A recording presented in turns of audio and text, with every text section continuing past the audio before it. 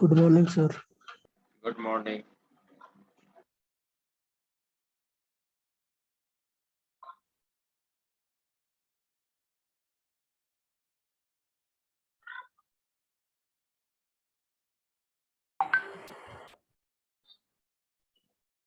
क्या पढ़ रहे थे हम लोग लास्ट क्लास में? Good morning sir. बताया जाए क्या देख रहे थे लास्ट क्लास में?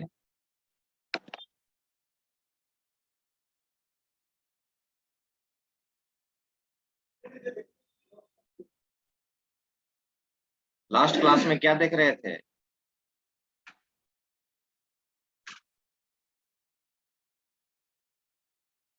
ओप्स का कॉन्सेप्ट में, हाँ बोलो।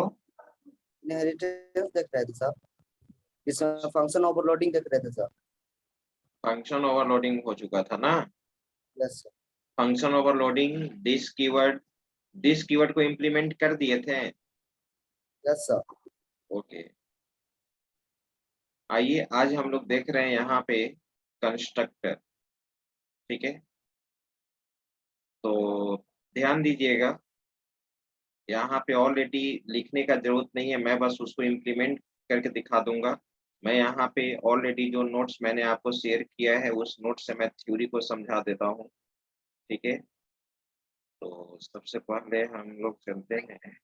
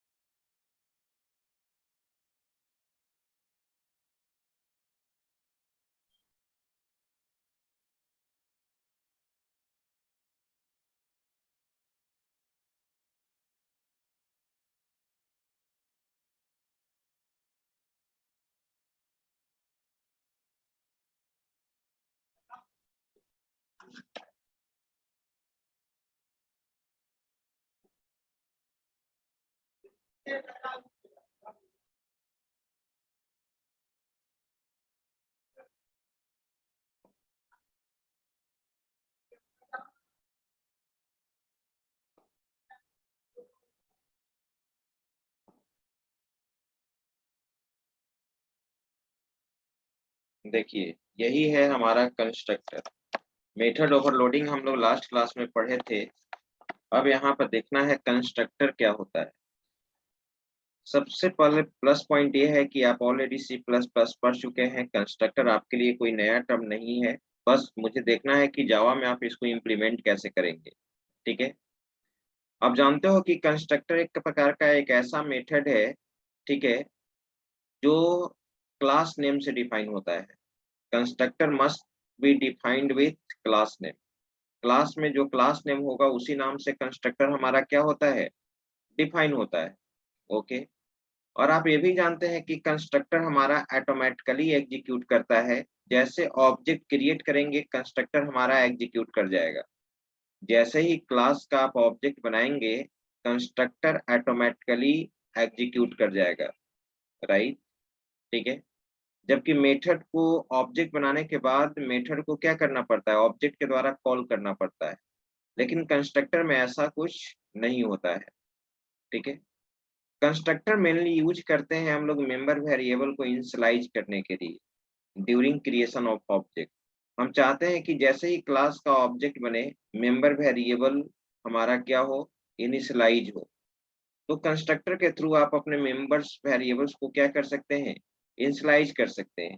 ठीक है, और आप ये भी जानते हैं कि ऑब्जेक्ट का मेमोरी एलोकेशन जैसे ही क्लास का ऑब्जेक्ट बनाते हैं, ठीक है, तो क्लास का मेमोरी एलोकेट होता है। क्लास में जो भी मेंबर्स होते हैं उस मेंबर्स का मेमोरी एलोकेट होता है। कोई भी आपसे पूछेगा कि क्लास में मेंबर वेरिएबल का मेमोरी एलोकेट कब होता है, तो जैसे ही हम क्लास का ऑब्जेक्ट बनाते हैं क्लास का मेंबर वेरिएबल क्या हो जाता है, एलोकेट हो जाता है। Okay, every java programs must have at least one default constructor by default। किसी भी जावा प्रोग्राम में कम से कम एक डिफॉल्ट कंस्ट्रक्टर एनी हाउ रहता ही है, तुम चाहे यूज करो या ना करो। अभी तक आप प्रोग्राम देख रहे हो तो बिना कंस्ट्रक्टर यूज किए हुए हम क्लास का ऑब्जेक्ट बनाते हैं। जैसे स्टूडेंट का ऑब्जेक्ट बनाते हो, स्टूडेंट ओबीजे लिखते हो, student OBJ equal to new student parenthesis sign, ठीक है। तो वहां पर जो यूज होता है वो that is called default constructor. Her class में एक ना एक डिफॉल्ट कंस्ट्रक्टर होगा ही। ओके, कंस्ट्रक्टर को कहा जाता है कि एक क्लास का मेंबर नहीं है। कंस्ट्रक्टर को कहा जाता, कोई आपसे पूछेगा कि क्या constructor is a member of class? नहीं, कंस्ट्रक्टर क्लास का मेंबर नहीं है, ठीक है। अगर क्लास का मेंबर रहता तो ऑब्जेक्ट के द्वारा क्या होता, एक्सेस होता, लेकिन constructor is not member of class. Next point ये है कि constructor can not be inherited. Constructor को आप इनहेरिट नहीं कर सकते हो। इनहेरिटेंस में जैसे एक क्लास के फीचर्स को दूसरे क्लास में इनहेरिट करते हैं, तो एक क्लास का कंस्ट्रक्टर दूसरे क्लास में इनहेरिट नहीं होता है। तो याद रखना, constructor can not be inherited. दूसरा चीज ये याद रखना है कि मेथड वैल्यू रिटर्न कर भी सकता है, नहीं भी कर सकता है, लेकिन कंस्ट्रक्टर हमारा किसी भी सिचुएशन में वैल्यू रिटर्न नहीं कर सकता है। कंस्ट्रक्टर हमारा किसी भी सिचुएशन में वैल्यू रिटर्न नहीं कर सकता है। ओके, जिस तरह से मेथड पैरामीटराइज होता है, मेंबर मेथड पैरामीटराइज होता है, उसी तरह से तुम कंस्ट्रक्टर को भी क्या कर सकते हो, पैरामीटराइज कर सकते हो।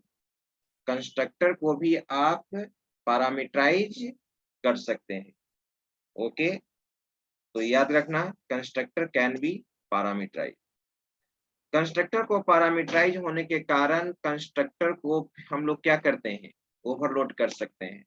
Constructor can B overloaded, constructor can B overloaded. Constructor को आप ओवरलोड कर सकते हैं, ठीक है। जिस तरह से मेथड को आप ओवरलोड कर सकते हैं, उसी तरह से कंस्ट्रक्टर को क्या कर सकते हैं, ओवरलोड कर सकते हैं। ओके, चलिए, यही सारा पॉइंट लिखा हुआ है जो मैंने डिस्कस किया है, ठीक है।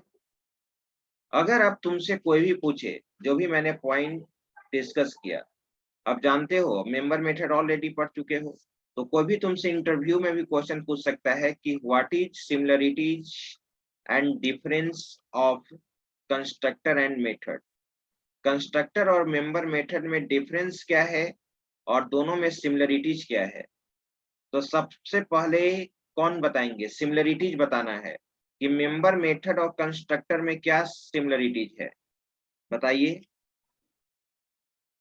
सर दोनों में पैरामीटर पास करते हैं सर, वेरी गुड, और सर दोनों में ओवरलोड भी हो सकता है। Very good, constructor without parameterize भी हो सकता है सर, और मेंबर मेथड भी बिना पैरामीटराइज हो सकता है सर। सही है, बिल्कुल सही है कि कंस्ट्रक्टर और मेथड दोनों हमारा पैरामीटराइज हो सकता है, ठीक है। इसी कारण से आप कंस्ट्रक्टर और मेथड को क्या कर सकते हैं, ओवरलोड भी कर सकते हैं, ठीक है। अगर पैरामीटराइज नहीं होता तब तो हम लोग ओवरलोड करते ही नहीं, तो कंस्ट्रक्टर को भी ओवरलोड कर सकते हैं, मेथड को भी ओवरलोड कर सकते हैं, ठीक है। दूसरा चीज है कि कंस्ट्रक्टर का भी ब्लॉक ऑफ स्टेटमेंट होता है और मेथड का भी ब्लॉक ऑफ स्टेटमेंट हम लोग क्या करते हैं, डिफाइन करते हैं, ठीक है।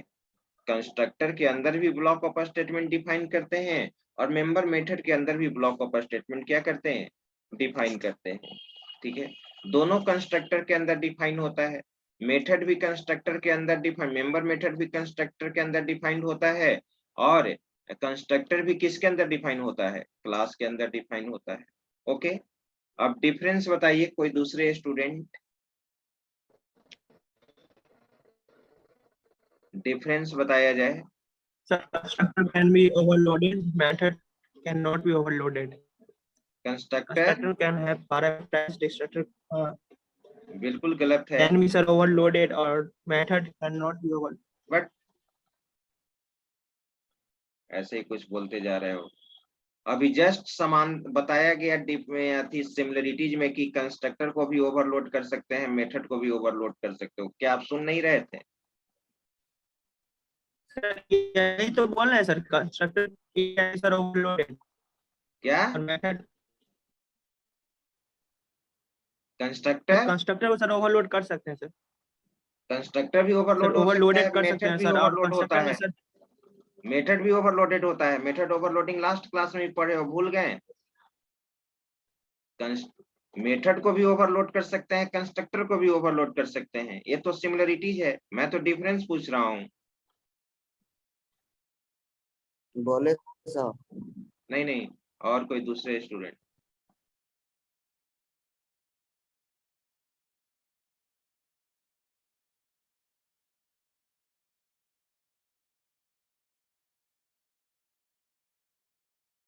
छूटो कि इतना हम पढ़ाने के लिए परेशान हो रहे हैं, अब बंद कर देना चाहिए, क्लास ही बंद कर दे।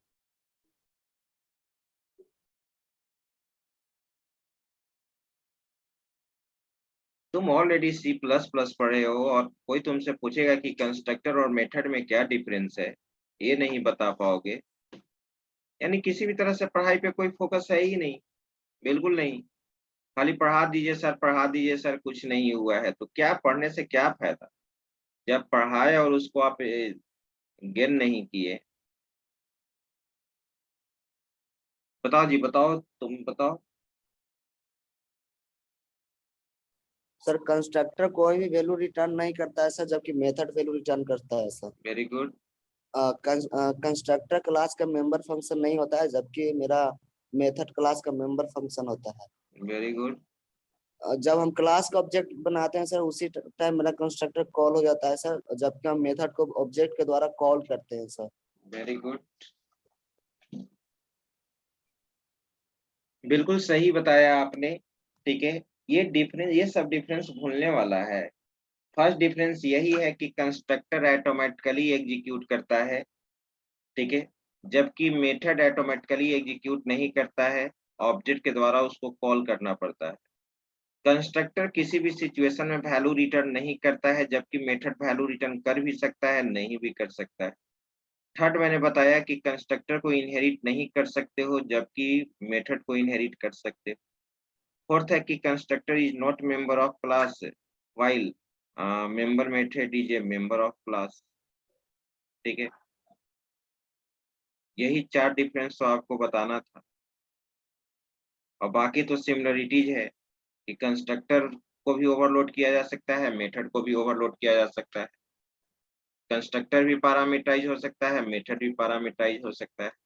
कितना सारा पॉइंट क्लियर लिखा हुआ है, और वहाँ C++ में भी बताए थे। टाइप्स ऑफ कंस्ट्रक्टर, 3 तरह का कंस्ट्रक्टर होता है। एक डिफॉल्ट कंस्ट्रक्टर होता है, एक पैरामीटराइज कंस्ट्रक्टर होता है जिसको आर्गुमेंटेड कंस्ट्रक्टर भी बोलते हैं, और थर्ड है हमारा कॉपी कंस्ट्रक्टर। डिफॉल्ट कंस्ट्रक्टर उसको कहते हैं जिसमें कोई भी पैरामीटर पास नहीं होता है। क्लियर लिखा हुआ है, this type of constructor does not contain any parameter. Writing पता चल रहा है ना? Yes sir. Yes sir. This type of constructor does not contain any parameter. ठीक है, बस यहाँ पे न, जब कंस्ट्रक्टर वैल्यू रिटर्न नहीं करता है तो ना इसके पहले वॉइड यूज होगा ना डेटा टाइप यूज होगा, बस आप एक्सेस स्पेसिफायर यूज कर सकते हैं। क्लास नेम, कंस्ट्रक्टर हमेशा क्लास नेम से एक और डिफरेंस में चलेगा, कंस्ट्रक्टर क्लास नेम से डिफाइन होता है, जबकि मेथड क्लास नेम से डिफाइन नहीं होता है, वो अकॉर्डिंग टू आइडेंटिफायर रूल्स होता है। Class name parenthesis sign, starting curly brace, block of statement, जैसे मेंबर मेथड का ब्लॉक ऑफ स्टेटमेंट डिफाइन करते थे, उसी तरह से एग्जांपल में देखिए, पब्लिक स्टूडेंट पैरेंथेसिस, एक स्टूडेंट, मान लो कि क्लास नेम क्या है स्टूडेंट, तो क्लास नेम से ही डिफाइन होगा, स्टार्टिंग एंडिंग कर्ली ब्रेस। इसके बाद है आपका parameterize constructor. This type of constructor, ठीक है, this type of constructor must have parameter, ये पैरामीटर्स को रखता है। Access specifier, class name, parameter list, starting ending curly brace, block of statement. Okay, public student, इसमें पैरामीटर पास कर दिए, int roll number string name, ये हमारा parameterise constructor हो गया। कॉपी कंस्ट्रक्टर आपको याद होगा, ठीक है, कि एक ऑब्जेक्ट के वैल्यू को दूसरे ऑब्जेक्ट में कॉपी करने के लिए हम लोग कॉपी कंस्ट्रक्टर यूज करते हैं। एक कंस्ट्रक्टर के वैल्यू को दूसरे कंस्ट्रक्टर में कॉपी करने के लिए हम लोग कॉपी कंस्ट्रक्टर यूज करते हैं। It is used to copy one object into another object. It must have one parameter as object of class. Copy constructor हमेशा पैरामीटराइज होता है और पैरामीटर के रूप में हम लोग क्या पास करते हैं, क्लास नेम का क्लास का ऑब्जेक्ट। ऑब्जेक्ट। जिस ऑब्जेक्ट को कॉपी करना रहेगा उस ऑब्जेक्ट को यहाँ सप्लाई करेंगे। ठीक है, ये मैंने C++ में भी बताया था। ओके, यही कोई पूछेगा कि कंस्ट्रक्टर ओवरलोडिंग क्या होता है, तो मेथड ओवरलोडिंग जैसे आपने देखा था कि more than one methods are defined with same name but different signature, उसी तरह से when more than one constructors are defined with class name but different signature. Constructor तो क्लास नेम से डिफाइन होता ही है और आप इसको क्लास में अगर डिफाइन करेंगे तो that is called constructor overloading.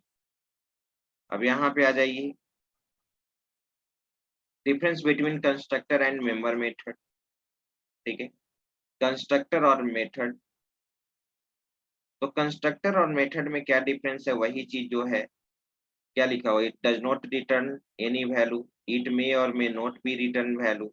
Method value return कर भी सकता है, नहीं भी कर सकता है। It can not be inherited, ये इनहेरिट नहीं होता है, it can be inherited. It is not member of class, it is a member of class. It must be defined with the help of class name. It can be defined with any name according to identifier rule, excluding class name. Class name को छोड़कर it executes automatically, it does not execute automatically, it executes after invoking method with the help of object. Object के द्वारा इसको invoke करना पड़ता है, call करना पड़ता है। अब इसमें प्रोग्राम लिखा हुआ है, तो प्रोग्राम तो इससे नहीं समझाएंगे, प्रोग्राम तो हम लिखेंगे। ठीक है, चलिए अब हम लोग आ जाते हैं यहाँ पे सबलाइन।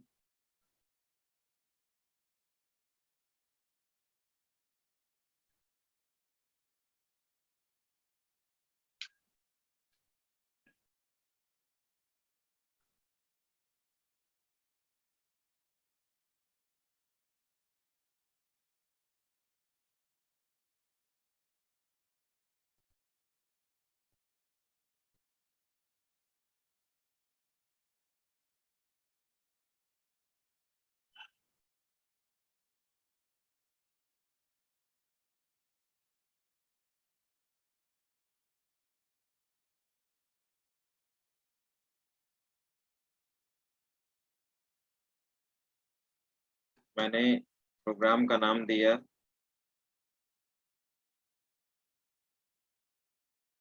Implementation of constructor. मैं तीनों कंस्ट्रक्टर इसी में यूज कर लेता हूँ, इसी प्रोग्राम। तो डिफॉल्ट कंस्ट्रक्टर का भी एग्जांपल होगा, पैरामीटराइज का भी एग्जांपल हो जाएगा और कॉपी कंस्ट्रक्टर का भी एग्जांपल हो जाएगा और कंस्ट्रक्टर ओवरलोडिंग का भी एग्जांपल हो जाएगा।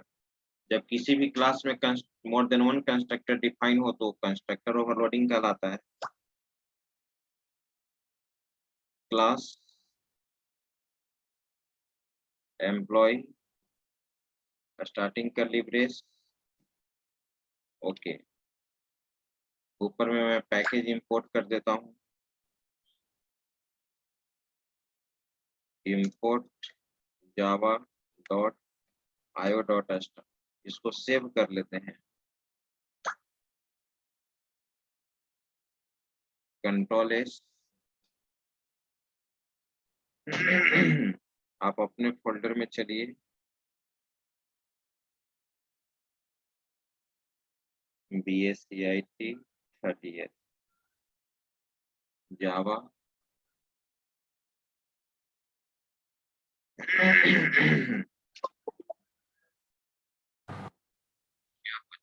कैसे क्या करना है?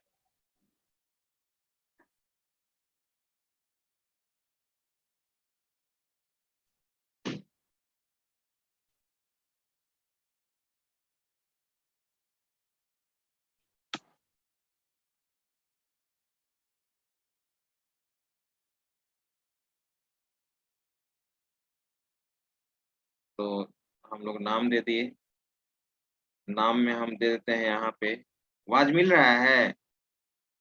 Yes sir. Yes, sir.